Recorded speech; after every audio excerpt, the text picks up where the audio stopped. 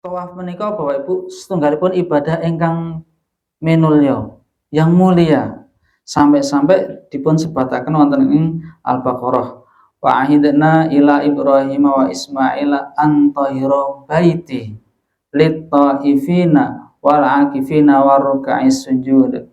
Dan telah kami perintahkan kepada Nabi Ibrahim dan Ismail, Nabi Ismail, perintahnya apa? Bersihkanlah rumahku, yakni Ka'bah, untuk orang yang tawaf.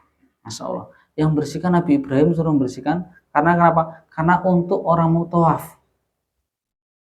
Yang i'tikaf, waruka'is sujud, dan orang yang rukuk dan sujud. Tawaf disebut pertama sebelum i'tikaf, rukuk dan sujud. Terus tawaf niku ibadah yang mulia. Amargi keng napa hanya bisa dilakukan wonten ing Ka'bah. Nek sujud, rukuk, i'tikaf saged masjid kampung-kampung ten musala kampung-kampung saged. Ananging mawi tawaf niku namung wonten ing Ka'bah. Jadi begitu mulianya, dan orang yang bisa melakukan insya Allah pasti adalah yang dimuliakan juga oleh Allah Subhanahu wa ta'ala. Terus Bapak Ibu, Masya Allah niku berbahagia sekali saged melaksanakan tawaf sehingga Allah muliakan. Sehingga diantara mulianya kalau wingi sampun disebataken pahalanipun tawaf napa Bu? Kalau wingi tawaf niku pahalanipun satu, maka satu langkah diturunkan akan dihapus dosanya, satu langkah diangkat kakinya itu akan dinaikkan derajatnya. Kemudian yang kedua pahalanya napa Bu? Kalau ini injih menika pahalanya sama dengan orang yang memerdekakan budak. Kalau ini nggih, dan diantara pahala memerdekakan budak itu adalah akan dibebaskan dari api neraka. Masyaallah nggih. Niku sekedhik nyinggung ngawali malih utawi ngambali babagan keutamaan tawaf. Sakmenika lajeng macam-macam tawaf nggih. Macam-macam tawaf iki wonten macam-macame. Kados salat wonten salat tahiyatul masjid, wonten salat zuhur, lan sak pituturipun. Nah, tawaf niku ingkang sepisan menika tawaf kudum. Ngoten Bu nggih. Tawaf kudum niku tawaf nalika tiyang menika saking tebih dugi Ka'bah Masjidil Haram niku sunahipun langsung tawaf. Niku disebut tawaf kudum. Ngoten nggih. Wonten malih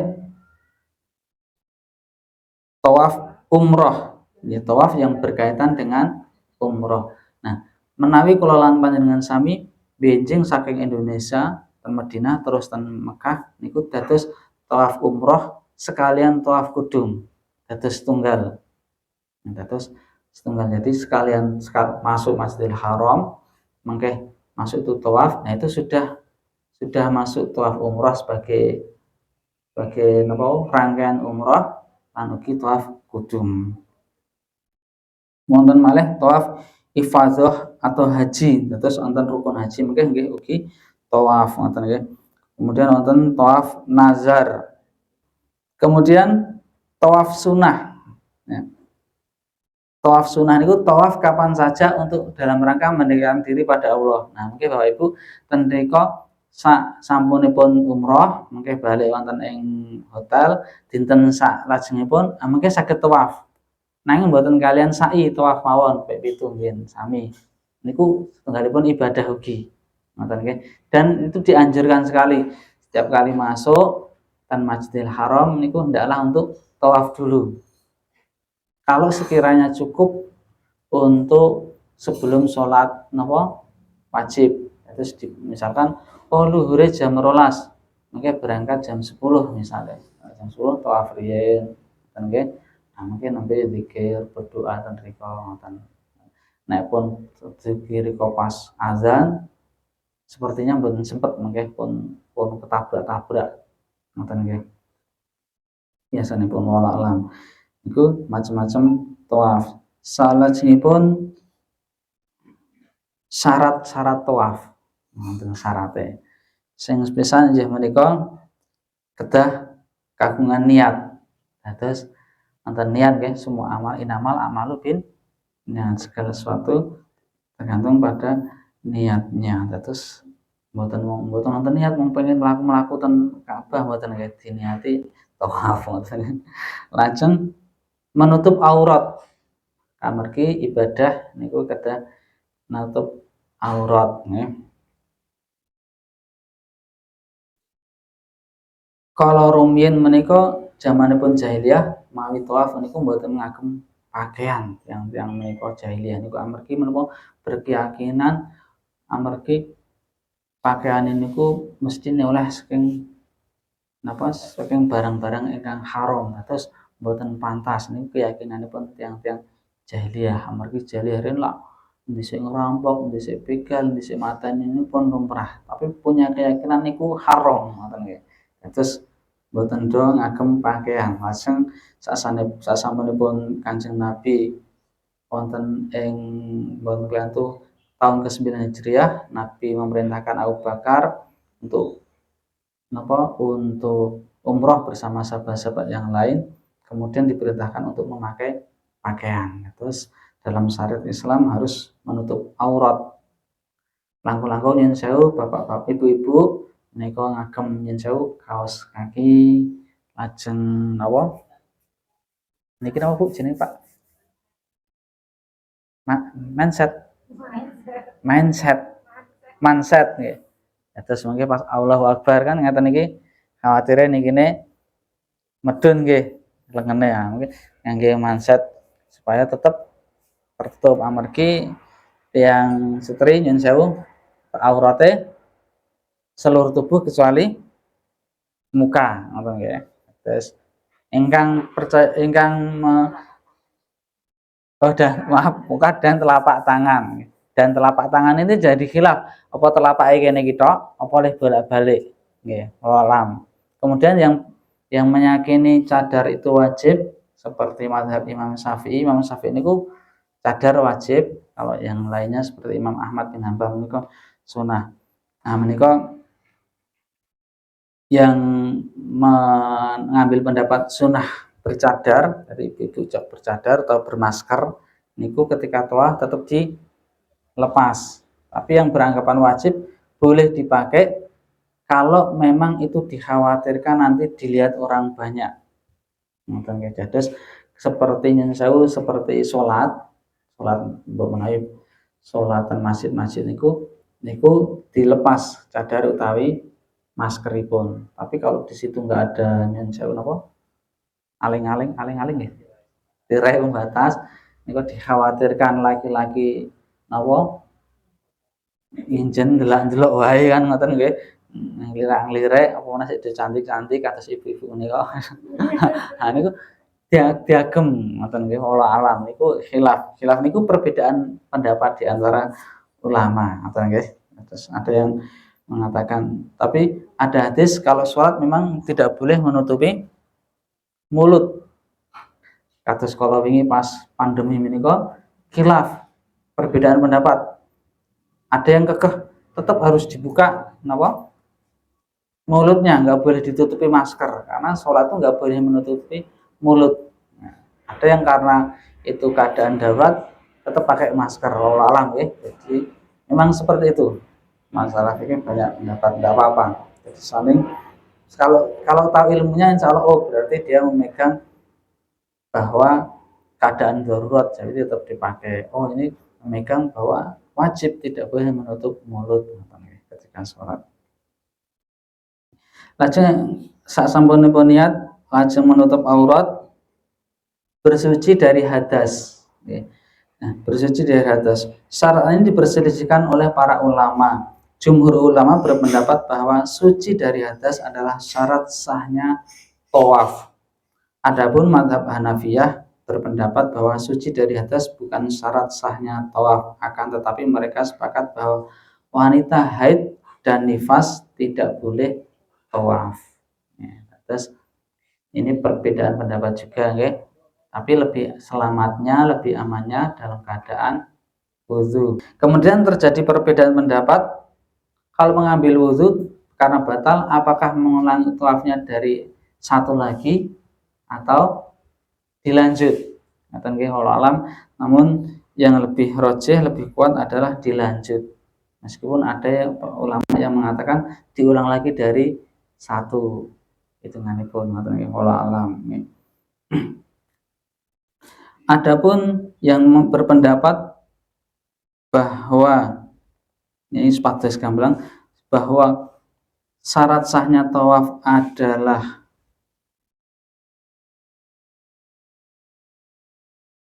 adalah diantaranya dengan wudhu, itu karena ada hadis yang menyebutkan bahwa tawaf itu adalah sholat.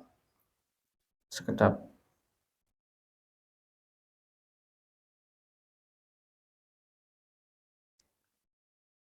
Karena sholat itu harus berwudhu. Namun yang membantah, nah ini terus sepatutnya ngetos, yang membantah kenapa ada yang mengatakan tidak harus wudhu, karena di dalam tawaf itu boleh berkata-kata, boleh apa ngendikan ya, rodok rene misal, tapi kata-kata yang baik saja dan perlu saja. Yang tawaf mungkin piye Kang lombokmu piye Kang, mboten nggih, yang perlu rodok rene awas boleh berkata-kata yang sekiranya perlu, tapi harus banyak, lebih baik banyak berzikir dan berdoa. Kemudian tawaf tidak ada sujud, tidak ada rukuk, sehingga para ulama jumhur mengatakan tidak harus berwudu, tapi lebih afdal, lebih utama tetap berwudu. Ya, Allah alam bisawab. Lajeng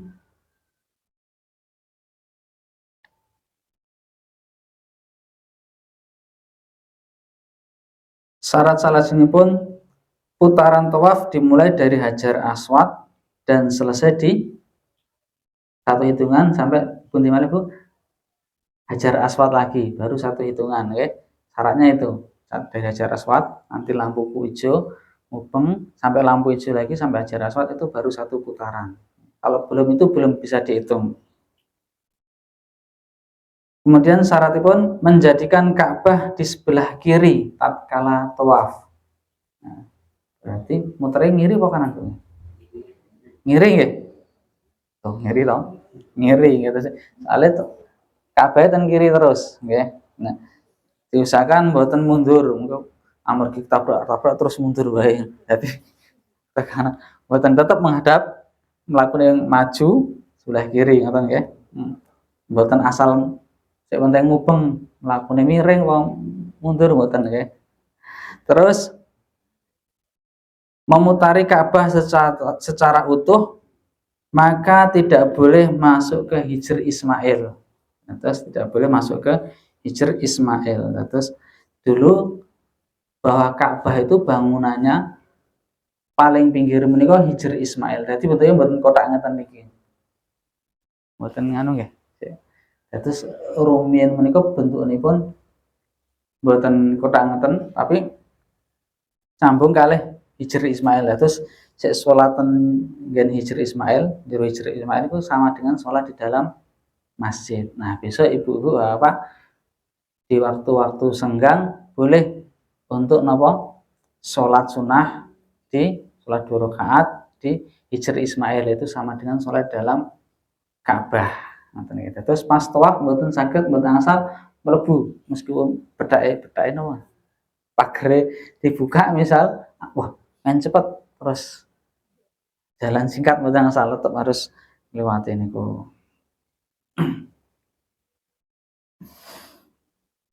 Lajeng tawaf harus di Masjidil Haram, tidak boleh di luar Masjidil Haram. Ya, kalau nggak boleh di makam, nggak boleh di joteng, lansak fitur itu pun. Ya. Tawaf 7 putaran tidak sah jika kurang dari 7 putaran sebagaimana pendapat jumhur ulama. Ya. Iku singkat mawon. Salajengipun sunah-sunahipun.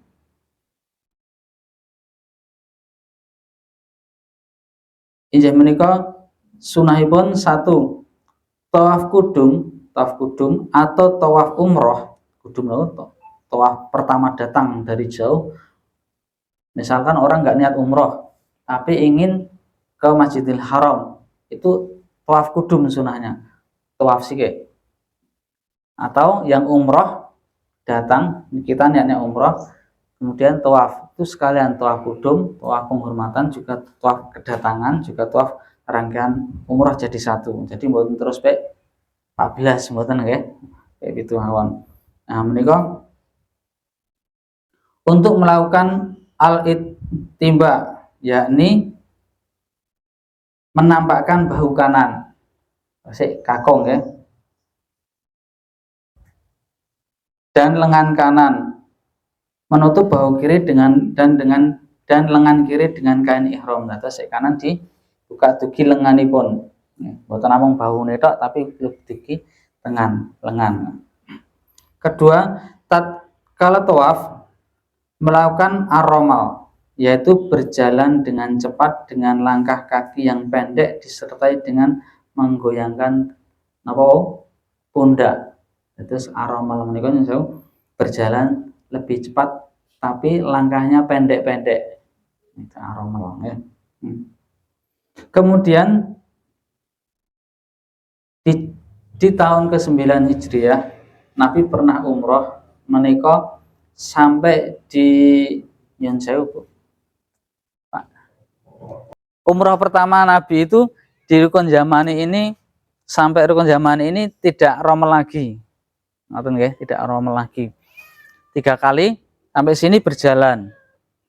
Baca Robbana Atina. Namun ketika tahun terakhir, tahun ke-11 Hijriah, nalika Nabi Haji Wada menika putaran tiga putaran itu semuanya aromel, berjalan cepat. Itu jadi ceritanya seperti itu. Di tahun ke-9 Hijriah Nabi awal umroh tawaf itu sampai rukun Yamani berjalan lagi. Dari situ aromel lagi, berjalan cepat. Namun ketika Haji Wada, sehingga para ulama menyebutkan itu diantara ada syariat-syariat yang kemudian disempurnakan gitu kan. Jadi zaman Nabi itu syariat-syariat itu disempurnakan. Jadi tidak heran kalau misalkan dulu zaman Nabi itu para sahabat masih minum khamr. Baru dilarang itu di Madinah, ketika sudah pindah di Madinah. Kemudian zaman Nabi pernah dibolehkan untuk nikah mut'ah. Nikah mut'ah ngertos Bu? Pak, nikah mut'ah itu nikah kontrak. Jadi nikahnya ijab kabul nikah sebulan atau setahun atau 3 bulan atau semalam. Nah, ini yang masih diyakini oleh Nyon Sewu orang-orang Syiah, khususipun Syiah Rafidhah. Nah, ini yang disukai oleh anak-anak muda. Terus hati-hati anak-anak muda, dan ini sudah menjadi rahasia umum. Nyon Sewu di Jogja ini ada, bahkan mungkin bisa dikategorikan sudah banyak anak-anak muda suka dengan aliran ini, aliran Syiah yang membolehkan nikah kontrak. Jadi nikah ijab kabul, saya nikahkan dalam jangka 3 bulan misalkan, 1 bulan 1 malam misalnya. Oke. Nah, kemudian zaman Nabi dulu awal-awal tidak dilarang, tapi kemudian dilarang adanya nikah kontrak ini. Jadi ada syariat-syariat yang dulunya dibolehkan atau seperti ini kemudian disempurnakan sebelum Nabi wafat. Gitu ya. Nah, Allah alam bisawab.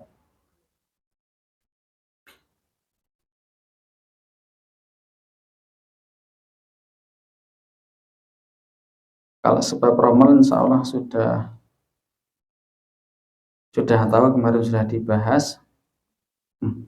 Kemudian peringatan-peringatan ataupun pertanyaan-pertanyaan.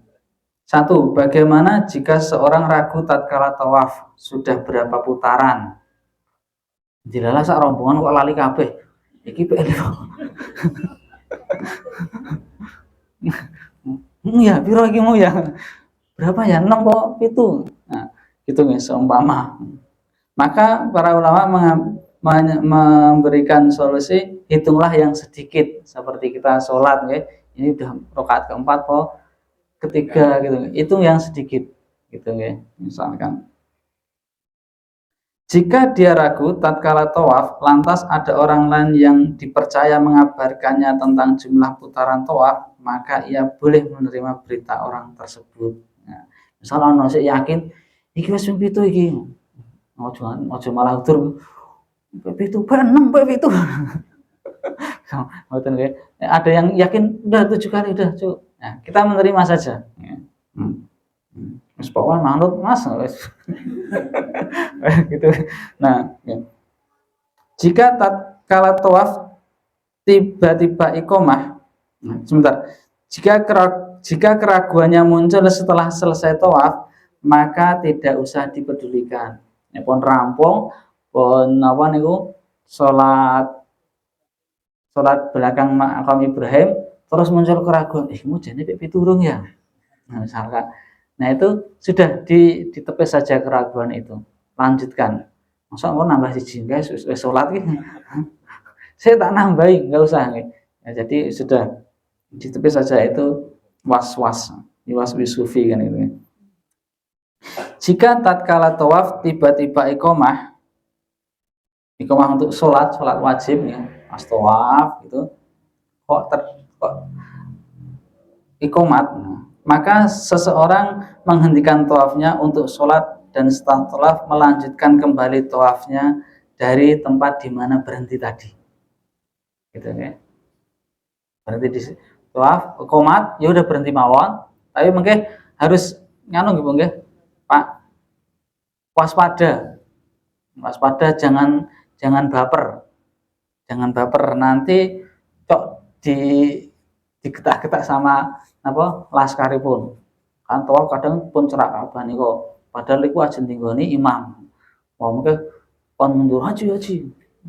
Terus ampun kaget, mungkin rokokan mundur dan lain sebagainya diatur nggih.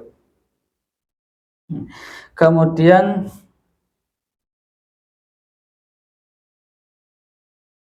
setelah sholat, nah, segera langsung melanjutkan. Jangan lama zikir, nanti ketabrak-tabrak. Yang lain juga langsung mulai tawaf lagi. Nanti zikirnya boleh sambil tawaf tadi.